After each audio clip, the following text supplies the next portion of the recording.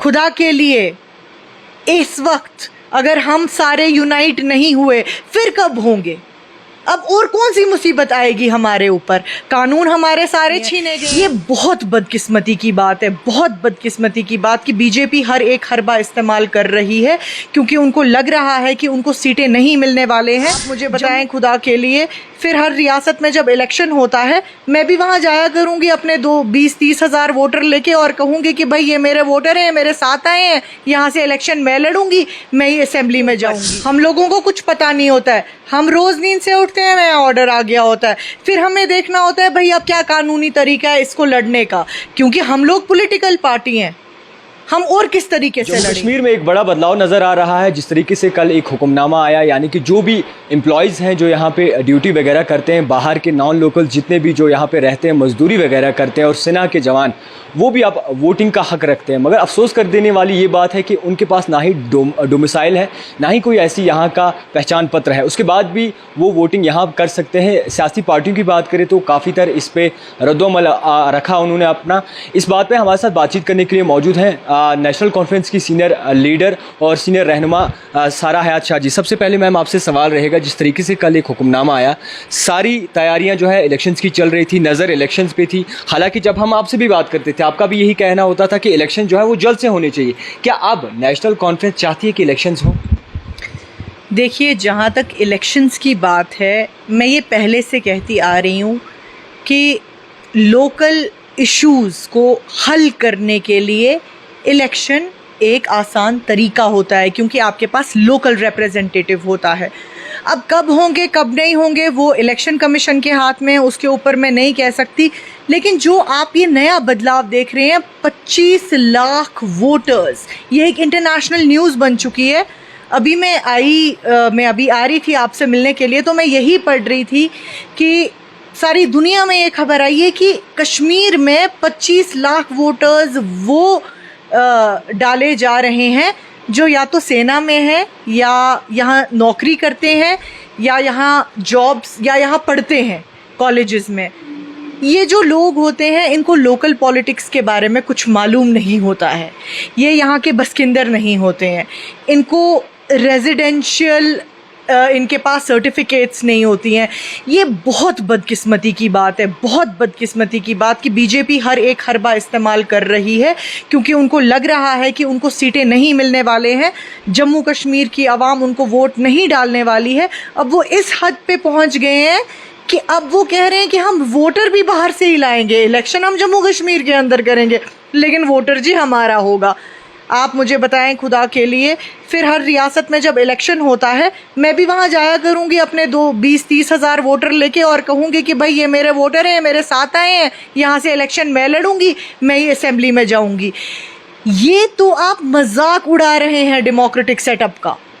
एक जमहूरियत में लोगों को ये हक हासिल होता है कि वो पार्टिसिपेशन करे हर एक डिसीजन में जो गवर्नमेंट लेती है, लेकिन ये जो सरकार है ये सारे डिसीजंस यूनिलैटरली लेती है। और सबसे अनफॉर्चुनेट बात है, ये इदारों का इस्तेमाल करते हैं।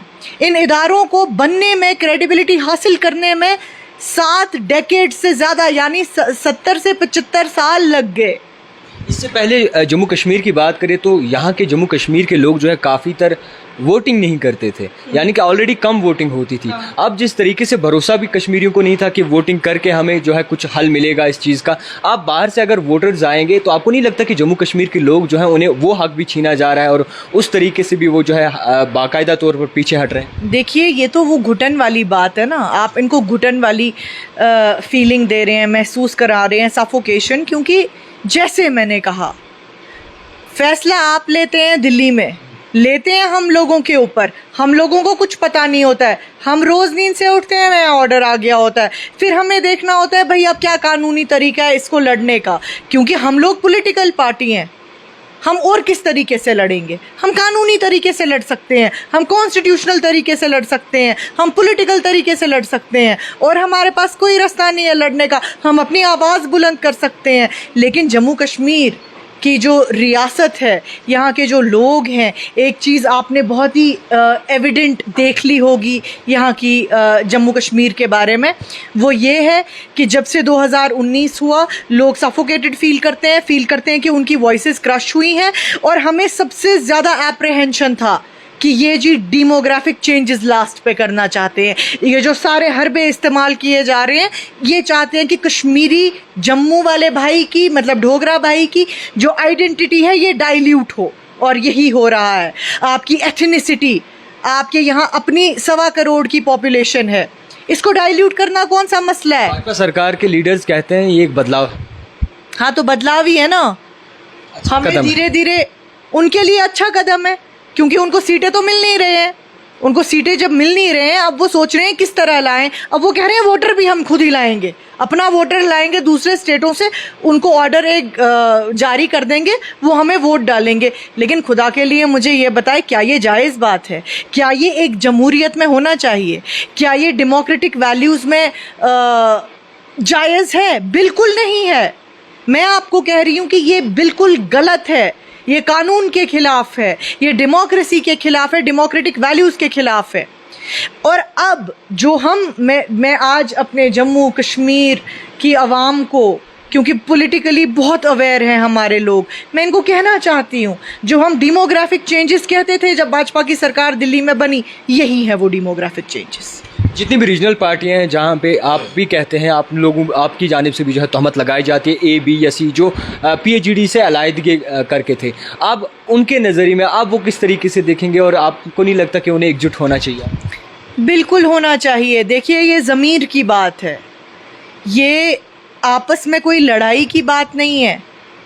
ये आपकी आज जो आप डिसीजंस लेंगे, आज जो आप एक्शन लेंगे, ये आपकी जो आने वाली पीढ़ियां हैं, आपकी आने वाली जनरेशन्स हैं, उनको मदद करेगी। खुदा के लिए इस डिवाइड एंड रूल के चक्कर में ना फंसिए। खुदा के लिए इस वक्त अगर हम सारे यूनाइट नहीं हुए, फिर कब होंगे?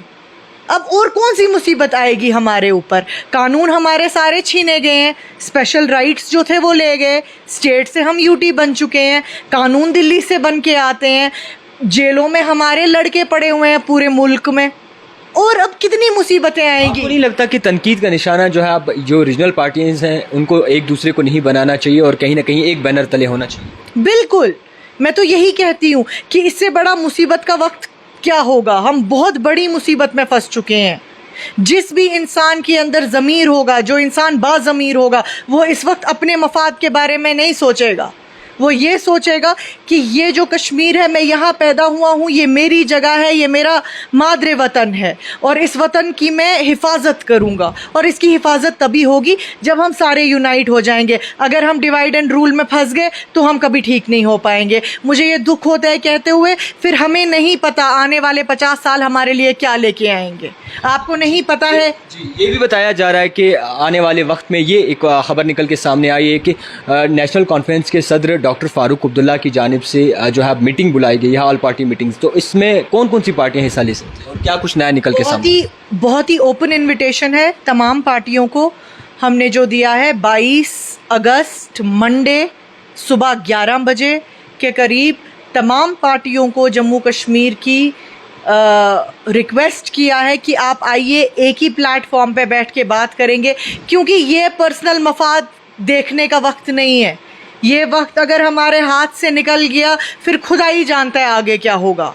इसलिए सब लोगों को अपने पर्सनल डिफरेंसेस भूल जाने चाहिए। अगर आपको मेरे साथ 10 इख्तलाफात हैं, आप फ़िलहाल भूल जाइए। जब तक हम कश्मीर का फ्यूचर संवारें, उसके बाद आप वापस मुझे कहिए कि मेरे जी आपके साथ इख्तलाफात हैं, आप ठीक इंसान नहीं हैं। लेकिन जब तक ये मसला पूरा हल नहीं होता, तब तक एटलीस्ट एक दूसरे के साथ बने रहिए, क्योंकि ये बहुत मुसीबत का दौर है। बहुत शुक्रिया वक्त। बहुत बहुत शुक्रिया। इस तरीके से ये बात सामने आती है कि चीफ इलेक्टोरल ऑफिसर की जानिब से कहा जाता है कि अब जो नॉन लोकल्स हैं वो भी वोट का हक रख सकते हैं, जिनके पास डोमिसाइल नहीं है, जिनके पास पहचान पत्र जम्मू कश्मीर का नहीं है, वो भी वोट यहाँ पे दे सकता है। आपको बता दूं कि असम्बली इंतखाबात जो है वो नज़दीक ही थे और इसी बीच जो है ये फैसला सुनने को मिला कि 20 से 25 लाख वोटिंग जो है अब और हो सकती है। अब आपको इस बात से भी आगाह करूँ, जिस तरीके से हुक्मनामा है, तमाम रीजनल पार्टीज़ की बात करें जम्मू कश्मीर में, उनकी जानिब से जो है एक न्योता दिया गया है कि तमाम पार्टीज़ को जो है एक मीटिंग के लिए बुलाया गया और मीटिंग में क्या कुछ नया निकल के सामने आएगा ये बड़ी देखने वाली बात होगी। और जो बाकी पार्टी हैं जो PAGD से अलग हैं, क्या वो इस मीटिंग का हिस्सा बन पाएंगी, ये भी बड़ी देखने वाली बात होगी। आप देखते रहिए the type writer Javed Khan के साथ।